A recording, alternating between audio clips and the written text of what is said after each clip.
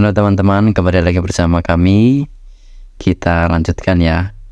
Di part 3 ini kita ngomongin tentang Pancasila. Karena apa teman-teman? Karena memang materi Pancasila itu yang paling sering keluar. Ini fakta ya teman-teman. Di 2019, 2021 itu soal SKD TWK itu bagian Pancasila, khususnya yang pengamalan sila-sila itu paling sering keluar. Atau kalaupun tidak pengamalan juga banyak sekali soal-soal yang memang pakai penalaran. Nah, mari kita kupas tuntas ya teman-teman, kita selesaikan materi Pancasila ini, kemudian nanti kita lanjutkan ke materi selanjutnya. Oke, mari kita mulai. Soal yang pertama, pengamalan Pancasila dalam kehidupan berbangsa dan bernegara dapat dilakukan dengan cara pengamalan secara subjektif. Artinya, A. Menjalankan nilai-nilai vital secara pribadi dalam bersikap dan bertingkah laku pada kehidupan berbangsa dan bernegara. B. Melaksanakan peraturan perundang-undangan yang berlandaskan UUD 1945.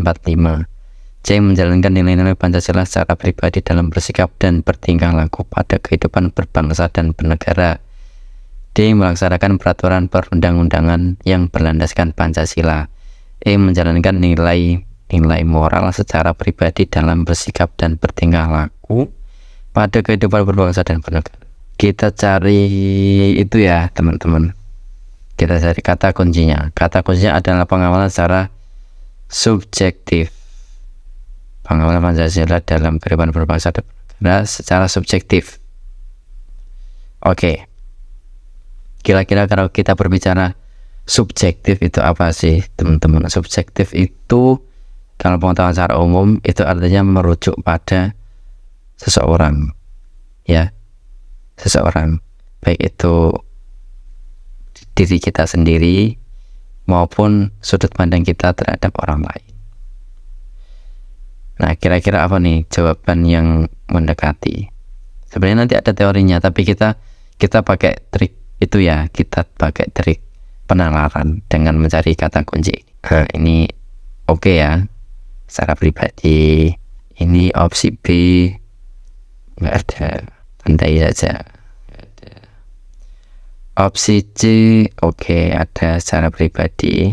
Opsi D nggak ada, kita eliminasi. Kemudian opsi E oke ada. Berarti kita ada 3 pilihan nih antara opsi A, C dan juga E. Nah, kita cari yang paling mendekati.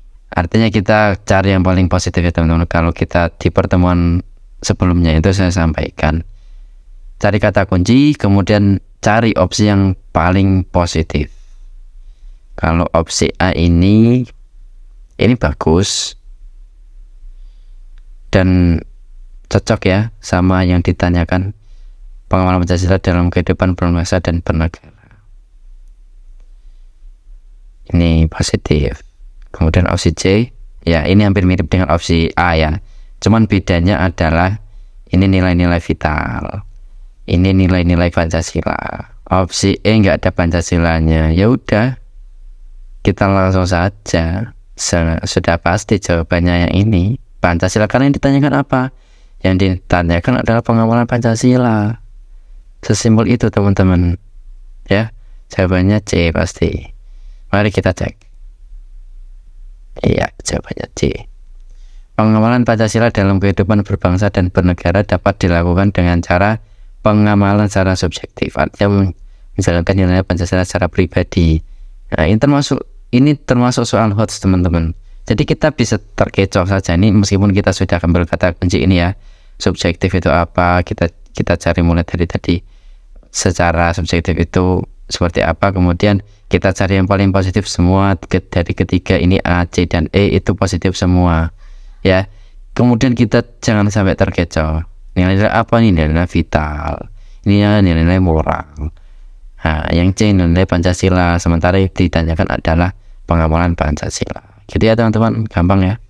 Pangkal tolak penghayatan dan pengamalan Pancasila adalah, yuk, menurut teman-teman jawabannya apa nih? Pangkal tolak penghayatan. Ini teori sih teman-teman, dan memang harus belajar. Kalau mau pakai nalar juga bisa, tapi agak susah. Ini termasuk soal teori. Jadi kalau kalian memang kepetok, memang nggak tahu teori, itu ya memang mau nggak mau ya memang harus pakai penalaran. Oke, kita mulai dari itu aja deh, karena ini kalau kita cari kata kunci pangkal tolak penghayatan, ini nggak ada kata pangkal tolak. Jadi kita cari yang paling positif. Yang A, kemauan dan kemampuan manusia Indonesia dalam mengembangkan kebudayaan asing. Jelas negatif dong. Masa kita ngembangin kebudayaan asing. Kemudian B, kemauan dan kemampuan mengembangkan pertengkaran. Negatif. Kemauan dan kemampuan mengadakan tuntutan dan kebutuhan masyarakat modern. Cukup positif, tapi yang jadi pertanyaan nanti ya, kalau memang tidak ada lagi opsi yang positif, kita pilih ini. Kita cek dulu. Kemauan dan kemampuan manusia Indonesia dalam mengendalikan diri. Nah, ini sepertinya lebih positif teman-teman. Kemampuan dan kemampuan manusia menjaga Indonesia, ini juga positif. Nah, kita cari yang paling positif dong. Ini kalau ada yang lebih positif, artinya ini kita bisa katakan negatif ya, karena tuntutan dan kebutuhan masyarakat modern. Masa iya untuk masyarakat modern doang? Harusnya untuk seluruh lapisan masyarakat dong. Nah, ini tinggal D dan E nih. Kemampuan dan kemampuan manusia dalam mengendalikan diri.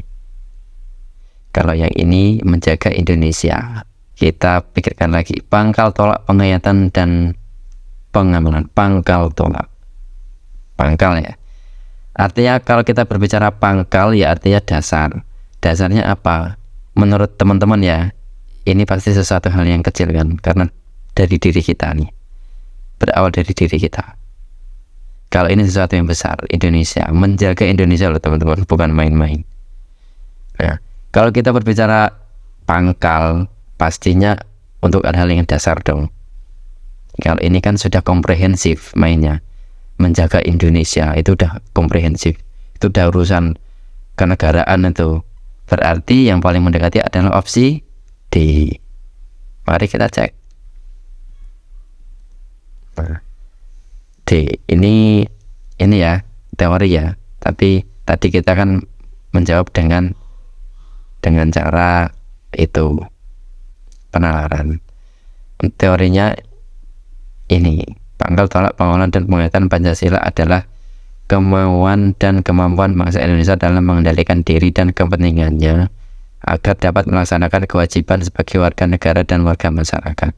Dengan kesadaran dan pangkal tolak tersebut, maka sikap hidup manusia Pancasila adalah kepentingan pribadi diletakkan dalam rangka kesadaran kewajibannya sebagai makhluk sosial dalam kehidupan masyarakat. Kewajiban pada masyarakat haruslah lebih besar demi kesejahteraan bersama. Ya pasti ada, kalau teorinya itu pasti ada, tapi ya itu kembali lagi, kalau teman-teman belajar teori terlalu banyak ya pasti nanti pusing juga. Makanya kita pakai trik penalaran saja lah teman-teman ya. Oke, kita lanjut ke soal berikutnya ya. Berikut adalah pokok pikiran untuk membentuk negara yang merupakan inti dari Pancasila. Kata kuncinya inti dari Pancasila, kemudian pokok pikiran. Menurut teman-teman jawabannya apa nih? Abstrak, objektif, kebinekaan, norma hukum, universal. Ini juga teori teman-teman, tapi juga bisa dinalar. Karena TWK itu sebenarnya bisa kok penalaran asalkan kita tahu triknya. Oke, kita berbicara pokok pikiran dan inti ya. Kalau abstrak itu sesuatu hal yang ya abstrak, tidak nyata. Kemudian objektif, kebinekaan, norma hukum. Ini ngapain ini ada norma kok nyempil di sini, pilihan norma sangat nggak masuk akal sekali. Kebinekaan juga masa intinya kita cuma kebinekaan doang, kan nggak sesederhana itu ya teman-teman ngurus negara ya. Pancasila itu banyak isinya, kalau cuma kebinekaan ya cuma sila ketiga doang dong. Objektif juga nggak bisa dijadikan patokan ya, karena objektif itu biasanya relatif ke ranah pembentukan undang-undang. Ini makin nggak bisa dijabarkan lagi kalau abstrak ya. Jadi yang paling mungkin adalah universal. Yuk kita cek jawabannya dan seperti apa teorinya.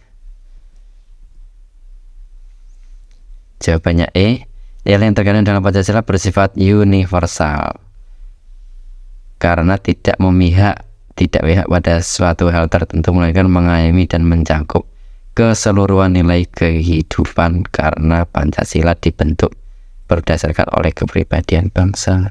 Ya kalau universal kan mencakup semua ya, nggak cuman hukum, nggak cuman kebinekaan, dan nggak cuman pola berpikir yang bersifat objektif maupun abstrak. Jadi memang universal jawabannya.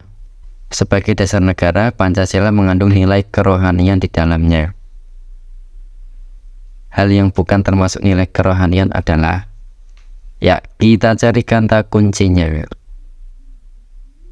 nilai kerohanian. Jelas ini kata kunci utama. Nah, yang bukan ya, yang ditanyakan adalah yang bukan. Oke, menurut teman-teman jawabannya apa nih? Kebenaran, material, estetis, religius, moral. Kita pakai penalaran lagi seperti biasa ya. Nilai kebenaran, kalau kita berbicara rohani itu kaitannya apa sih teman-teman? Ada agama ya, agama pasti mengajarkan kebenaran, betul ya. Kalau material ini agak itu ya, material itu sifatnya agak duniawi ya, kalau teman-teman jabarkan sebenarnya agak duniawi sebenarnya kalau material itu. Jadi kita simpan dulu deh, siapa tahu nanti ada yang lebih negatif dari ini ya, kita simpan dulu. Nilai estetis, saya kira semua agama itu mengajarkan tentang itu ya, tentang kebersihan, karena kebersihan itu sebenarnya ada kaitannya dengan estetika kan, dengan nilai keindahan. Kalau bersih itu pasti dekat dengan keindahan, tapi kalau indah itu pasti bersih ya. Berarti boleh lah ya. Nilai religius apalagi udah pasti terkait dengan kerohanian, moral juga ya, kerohanian. Jadi fix ya, yang paling tidak relate yang opsi B. Mari kita cek. Nilai kerohanian adalah segala sesuatu yang dapat bermanfaat bagi rohaniah seorang manusia. Nilai ini dibedakan menjadi 4 hal. Nah, benar kan? Ada nilai kebenaran, ada nilai keindahan, nilai kebaikan atau moral, religius. Ini semua ada di opsi. Di opsi ini semua ada kecuali material. Oke, paham ya teman-teman ya? Pakai full penalaran lebih enak. Oke, kita lanjut ke soal berikutnya. Konsekuensi dari hubungan kausal organis antara Pancasila, pembukaan UUD 1945, dan batang tubuh 1945. Oke, yang tidak dapat dipisahkan. Jadi kalau kita berbicara kausal, itu hukum kausal berasal dari hukum kausalitas. Artinya apa sih teman-teman? Hukum sebab akibat. Organis itu sesuatu yang memang terjadi secara alamiah. Antara Pancasila, pembukaan UUD, ini kata kuncinya teman-teman ya, jangan sampai luput ya. Kemudian batang tubuh yang tidak dapat dipisahkan. Itu kira-kira apa teman-teman? Menurut teman-teman jawabannya apa deh? A, UUD harus merangkum sila-sila Pancasila. Boleh juga sih, tapi nanti kita coba cari, mungkin ada yang lebih positif lagi. Batang tubuh merupakan penjelasan Pancasila. Ini ngomongin batang tubuh doang nih. Masa nggak ngomongin pembukaan? Fix ya, nggak masuk ya jawaban ini ya. Tiap unsur tersebut harus saling mengisi. Wah, ini bagus ini, terkait dengan semua. Tiap pasal tidak boleh saling bertentangan. Ini juga bagus, Tapi apa kaitannya kalau kita berbicara pasal doang, artinya cuma ada di undang-undang doang kan, di batang tubuh aja. Kita nggak menyinggung Pancasila sama pembukaan dong kalau cuman pasal. Skip ya ini film ini ya. Meskipun bagus, tapi kan ada yang lebih bagus. Nilai Pancasila harus ada pada tiap pasal. Nah, ini cuma ngomongin Pancasila dan UUD, karena ngomongin pasal, yang kalau pasal itu pasti cuma ada di batang tubuh UUD. Oke, yang memungkinkan A dan C. Nah, ini juga nggak ngomongin itu ya, nggak ngomongin pembukaan ya. Karena Undang-Undang Dasar harus mengangkum sila-sila Pancasila. Undang-Undang Dasar yang mana yang dimaksud? Yang batang tubuh apa pembukaan? Tapi kalau pembukaan sudah pasti nggak ada undang-undangnya sih, ya kan? Yang ada undang-undangnya cuma batang tubuh, berarti nggak relate ya teman-teman ya. Kita coret saja ya. Berarti yang paling oke jawaban C. Yuk mari kita cek. Konsekuensi dari hubungan kausal organis antara Pancasila, pembukaan UUD 1945, dan batang tubuh UUD 1945 yang tidak dapat dipisahkan karena pada hakikatnya merupakan satu rangkaian isi, arti, makna yang terkandung pada masing-masing alinea menggambarkan rangkaian peristiwa dan keadaan yang saling berkaitan. Ya, saling berkaitan, saling mengisi. Ya, saling mengisi berdirinya negara Indonesia yang diakhiri dengan kemerdekaan Indonesia. Jelas ya teman-teman ya? Artinya harus berkaitan, harus saling mengisi, harus komplementer, harus relate ya. Berarti C. Oke, ini PR untuk teman-teman ya, untuk nanti elaborasi pemahaman biar teman-teman semakin paham nih. Salah satu nilai yang terkandung dalam sila keempat Pancasila adalah, ayo teman-teman, kalau kita berbicara sila keempat itu seperti apa? Kemarin kan sudah kita bahas di video sebelumnya ya teman-teman ya. Teman-teman bisa cek di profile, nanti dicari saja bagian Pancasila. Itu ada saya menjelaskan bagaimana cara kita menjawab soal yang berkaitan dengan pengamalan butir-butir Pancasila. Tentunya menggunakan metode penalaran teman-teman, biar nggak menyulitkan. Oke teman-teman, nanti bisa dikerjakan. Jawabannya apa? Nanti ditulis di kolom komentar. Segitu saja teman-teman. Kita lanjutkan nanti di video selanjutnya. Masih ada banyak soal tentang Pancasila. Kita kupas tuntas pokoknya. Kita kupas tuntas materi tentang Pancasila. Nanti kita baru beralih ke materi selanjutnya. Oke teman-teman, sampai di sini dulu pertemuan kita. Semoga bermanfaat dan jangan lupa di subscribe ya teman-temannya sebagai dukungan untuk channel ini. Terima kasih semuanya. Wassalamualaikum warahmatullahi wabarakatuh.